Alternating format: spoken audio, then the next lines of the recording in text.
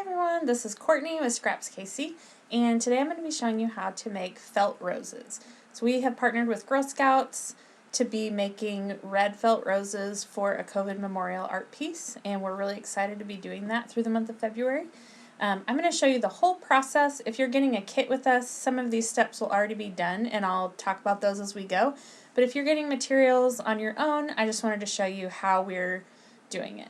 So I have a needle. This is a tapestry needle. This is a large eye and pretty sturdy thread. This is a very thick crochet thread. It doesn't have to be this thick.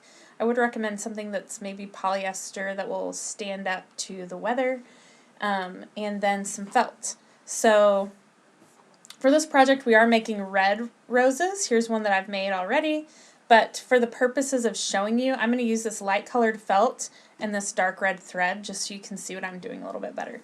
So you're going to start by drawing a circle on your felt, and that could be anywhere from like 6 inches to 9 inches. I used this tin lid, and it's about 7.5 inches in diameter.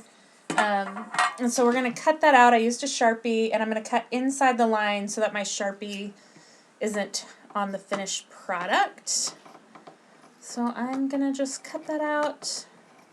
And if you purchase kits from us, those will already be cut and ready to go for you.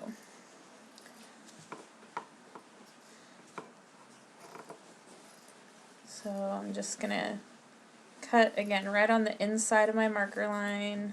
I don't want that part to be showing on my finished rose. And then once your circle is cut, we're actually going to cut a spiral on this so that we can easily roll up our rose. So I started on a corner and I'm cutting in, so it will come to a point right here, but then this part is going to be about 2 inches wide. It doesn't have to be perfect. It's kind of going to all blend in with itself and be fine.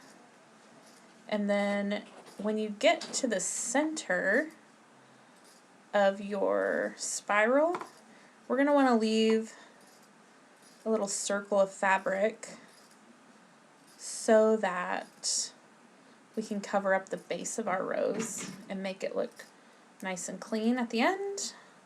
And I'll show you what I mean by that.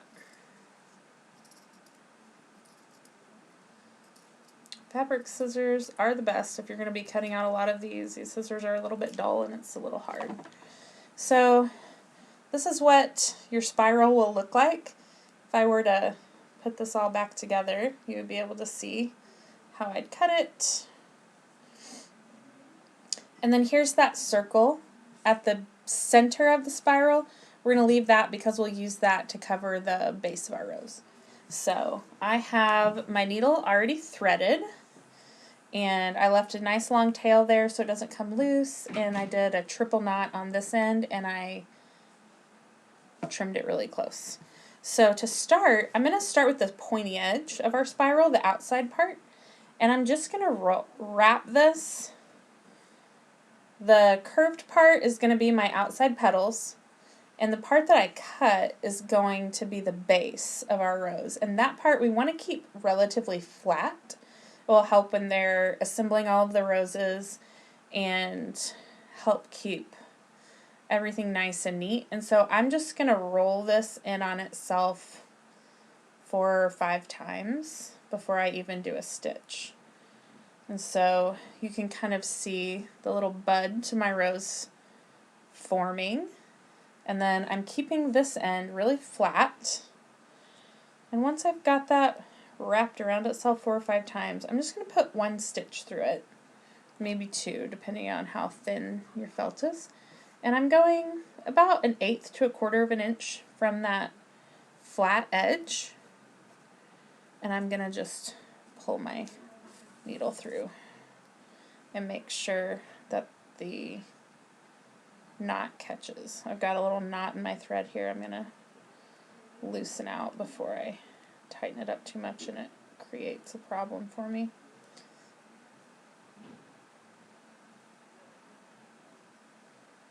You always want to keep your thread nice and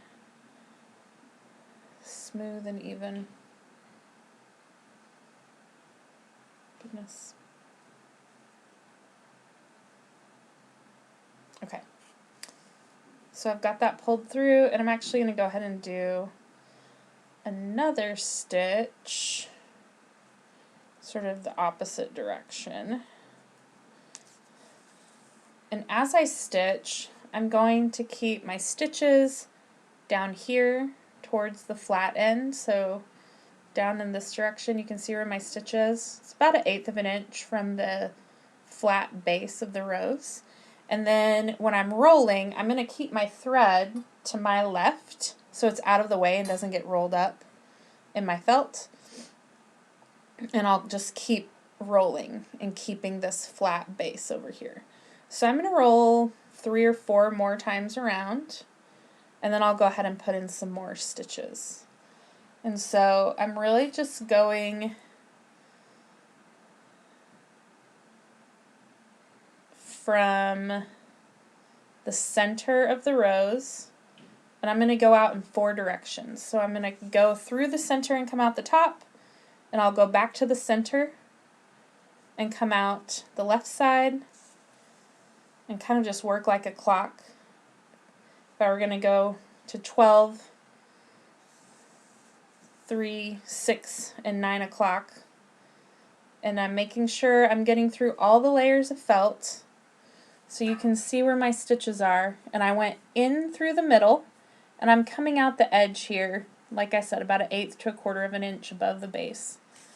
And so once I've done those 4 stitches, now I'll keep rolling. And again, just going to keep my thread straight out to the side so it doesn't get caught up in the felt. And I'll keep putting stitches in every 3 to 4 times that I go around the rose. So you'll probably only put in maybe 4 sets of stitches until you get to the base, and then I'll show you how to do that. So if you look now, I've gone around a few more times. You can see where my thread came out last. I'll go around maybe 1 more time, get 3. Okay, so you can see where my thread came out last and where I've added felt. And so again, I'm just going to go in through the center and up out of the top. I'm going to do that at 12, 9, 6, and 3 o'clock, if this were a clock face. Or if you could think of it as a compass, you would come out at north, south, east, and west. And all it's doing is just making sure we're getting through all the layers of felt and connecting them so they stay nice and tight and neat. It does help every now and then if you have a thimble, which I don't have one on me, but I'm just using my desk. If it's hard to get the needle through, I'm just kind of taking my desk and helping it push the needle down. If you find that it's hard to get your needle through all the layers of felt. We liked the idea of sewing these so that we could have an option that keeps it weatherproof and good and didn't require a real strong glue. The nice thing about stitches is if you feel like it's off, you can always take one out. And so I'm just going to keep wrapping here. And as I'm going, I'm kind of looking at how my rose is developing, and I'm, pulling out petals and pushing down other ones, just kind of make it look how I want. And I'm also making sure that this base stays pretty flat. So I've gone around another 3 times, and I'm going to go ahead and put in another set of stitches. Once you're on the outer base, if you can't get all the way through all those layers of felt, what I'm actually doing is I'm going in where I know I have these all stitched together, so I'm just going in just before that and coming out, again, just about 1/8 of an inch. And I'll go out the top, and then I'll make sure I hit all the sides.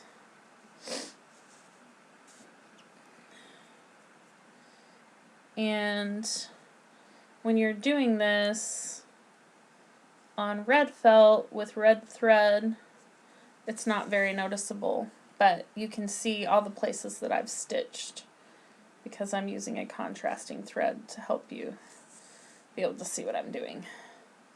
So you can see all my little stitches in there, and I'll keep going, and it really doesn't matter how that looks because we're going to cover that up with that little circle in the center of the spiral like we talked about before. So as I get to these outside petals, I'm wrapping it a little less tightly because we want these to sort of flare out the way that a real rose looks.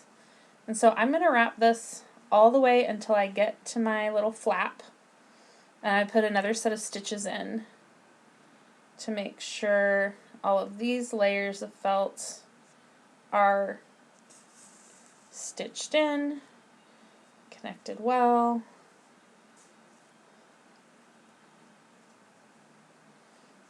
That one in. And again, I'm just going back a few layers where I know my last stitches were so that I don't have to try and get through all the layers of felt because it might be a little too much for our needle to get through. And we know they're already stitched in, so we don't have to go all the way back to the center. So I'm just coming back about halfway. Doing one more set of stitches. It also helps our outside petals to be a little flimsier so they can spread out and look more like a full rose. Okay, so now my rose is intact, nothing's falling out, all the layers have been connected and stitched through, and now we're just going to cover up this bottom base with our circle of felt. And this is actually gonna cover way more than I needed to, which is fine. We will stitch it around. And so I'm just kind of pulling it around so that this outside piece is kind of my last outside petal, and this matches up.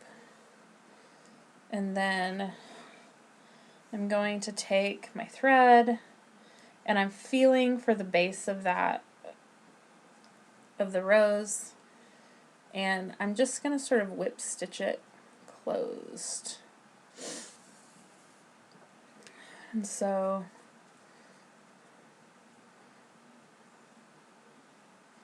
this is going to kind of fold up that extra felt there, and that's okay. You can trim that if you want. You could stitch more up the sides of the rose if you wanted. Like I said before, since I'm using a contrasting thread, you can really see it, but you really won't see it when you're stitching red on red. And this is the base that's going to get affixed to, it's going to be the back of the art piece, so you won't be able to see it. And I'm just working my way around. When I get to this part that has the petal, I'm just going to go through the felt right where the edge is, and I'm just making sure my needle catches the base of the rose and the flap that we created to cover it. So you can see I didn't go all the way around this because I wanted this petal to be able to stick out. So I just have a few more stitches here. And again, I don't want to just go through this one flap of felt. I want to make sure I'm getting it tied into the base of the rose. So it should feel a little difficult. It shouldn't go through the felt super easy because you want to get through at least a couple layers of felt. So if it's going through super easy, you might just be going through the one layer and not actually affixing it to anything. So just double check that. Okay. So now you can see my base, and like I said, that will just tie right in. You won't even be able to really see the stitches, but my rose is nice and sturdy, held together well. And so we just need to tie this off. So what I'm going to do is I'm going to take a stitch right where I'm at, and before I pull this all the way through, I'm going to put my needle through the loop, and that ties a knot. I'm going to do the same thing again. I'm just going to take my needle under that thread that I just made, under that knot. I'm going to pull it up a bit, and then I'm going to go through the loop before I tighten the stitch all the way to tie a knot. And then I will trim pretty close. And there's our felt rose. So you can sort of play around with this. You can push in certain spots if you want them to sink down further and pull. I like to kind of just fluff out these outside pieces, but here's our red one, and you can sort of see where it's bunched up, but it doesn't really show the thread anywhere. And that is our felt rose project. Thanks for joining us.